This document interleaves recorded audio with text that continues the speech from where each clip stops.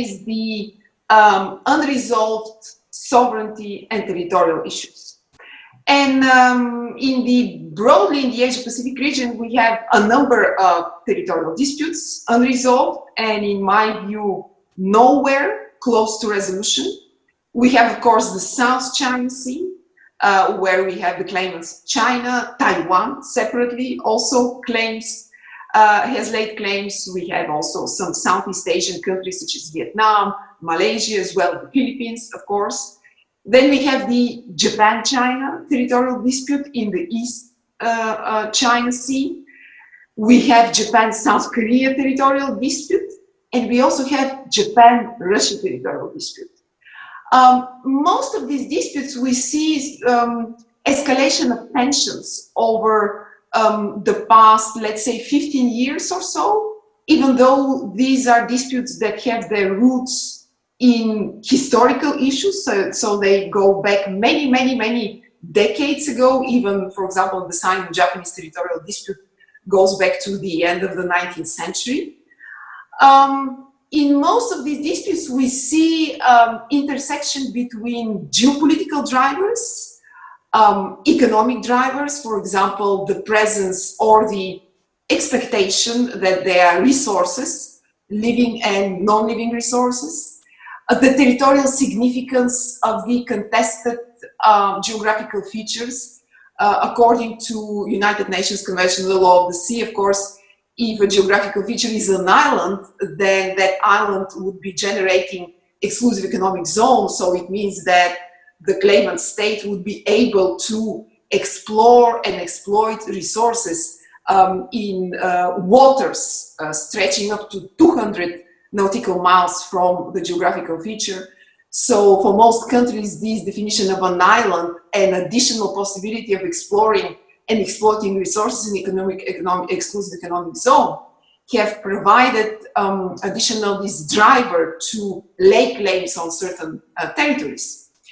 In other cases, however, for example, if we look at the Japan-South Korea territorial dispute, it is not so much about geopolitical or geostrategic significance of the territories, even much less so. It is important as fishing grounds, but much less so from the perspective of economic significance. And in my view, it has a lot to do with the unresolved historical issues between Japan and South Korea, the changing identities of the two countries, and the inability to accept the other, your neighbors, so for Japan, South Korea, and for South Korea, Japan, with their new identity, which has emerged and developed since the post-war years. And a lot to do with domestic politics, as I have previously mentioned. In the case of Japan and China, this is the combination of geopolitical competition, certainly for China. The East China Sea is very important area of maritime space, because if, let's say, the US-Japan alliance controls the East China Sea, that would be sort of cutting off China's exit to the Western Pacific. And similarly, from the perspective of Japan, if China is in control of the disputed features in the East China Sea, that would present to Japan a major geostrategic challenge. That would also make problematic for the United States potentially to get involved on the side of Japan in a possible Sino-Japanese confrontation. So this geopolitical side is one side of the story, but the other side of the story is again history, identity, and domestic politics, which remain so critical drivers, and the link to that, the importance of the symbolic importance of territories that for political leaders is very critical for elected, both elected and non-elected politicians, to show to their to the population, look, we are able to safeguard, you know, these very small pieces of land or rocks and reefs, and to show that we have this political competence to, you know, defend the sovereignty and territorial integrity of our country. And this is the reason why they're so difficult to actually resolve these disputes. The next one point, or related to your question is divided nations. North Korea, South Korea, China and Taiwan. Again, if we look at these two issues, China, Taiwan, and North and South Korea, in the foreseeable future, there is no likelihood of resolution of these issues. In the case of Taiwan and China, in Taiwan, there is agreement among so the population and political parties that Taiwan, is an independent sovereign state. And the current Taiwanese even president, Madam Tsai Ing-wen, has also said that several times that Taiwan does not even need to declare independence because they are independent sovereign state. But of course, on mainland China, the view is completely different, right? For the Chinese Communist Party, Taiwan is a part of China, that's a province. And it is the centrality of the Chinese Communist Party in this unified and large Chinese state, which really is the most critical. And of course, for the Chinese Communist Party, for example, let's say giving Taiwan a sort of a preferential status would be very risky because then other regions, for example, that may demand, for example, Xinjiang or Tibet, and now, of course, we have a situation in Hong Kong. If Taiwan is given a preferential treatment, why not possible other regions demanding also greater autonomy or even secession?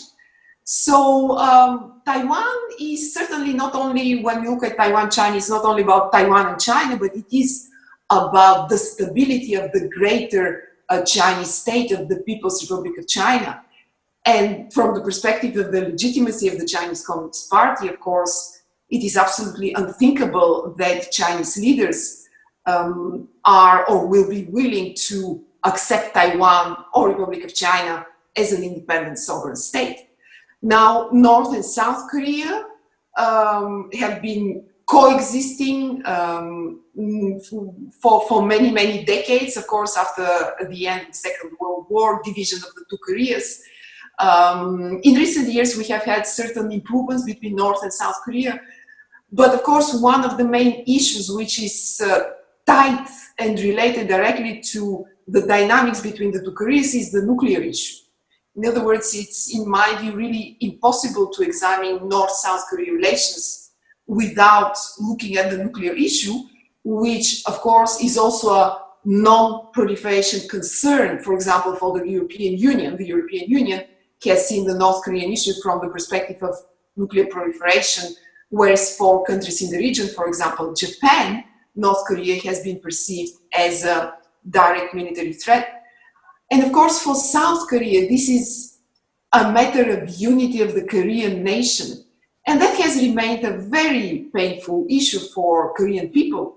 Every time we watch on TV the reunion meetings between families of North and South Korea at the border between North and South Korea, it is an extremely painful and sad, I think, to watch, because you really feel the pain of those families which were divided after the end of the war, and now people in their 80s, 90s or 70s have a chance to meet their relatives, within a really short period of time.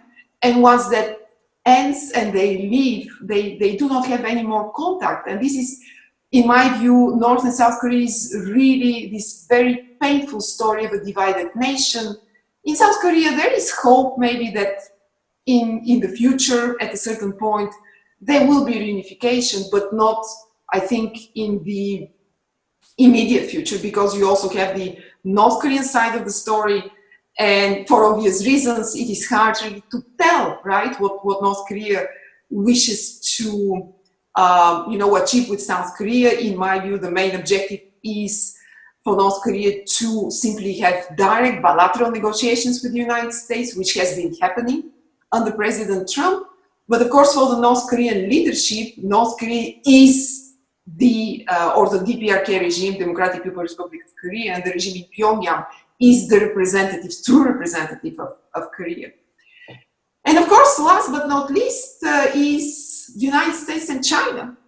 And all these dynamics that I have mentioned before, very briefly touching upon Sino-US relations, they're very much intertwined with Sino-US relations and the growing Sino-US strategic competition. The fact that in all these hotspots, as they're called, you have US or Chinese involvement, which of course makes it much more complicated and harder to resolve. Perhaps we will talk about the Corona crisis maybe a little bit later, but it's quite interesting to look at these Sino-US dynamics in the context of this global health crisis, and to sort of reflect on the other issues, how they have been intertwined with the current situation.